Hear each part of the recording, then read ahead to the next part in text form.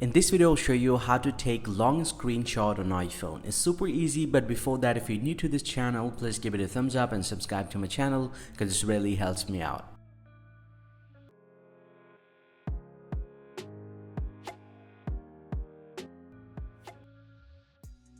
Well, so now to take long screenshot on your iPhone, simply go ahead and open up the page that you want to take the long screenshot for. So let's say I have the Apple website here, and let's say I just want to take a long screenshot. Well, so now to do that, first thing first, simply go and take the normal screenshot that you normally do. So you just want to press the lock and the volume up button together to take the screenshot. And once it gets taken, go ahead and select the screenshot from here, and you'll get to see the full page option. If you tap on this one, this is going to actually show you the full page view right from here. So you just need to tap on done at the top left and tap on save to photos.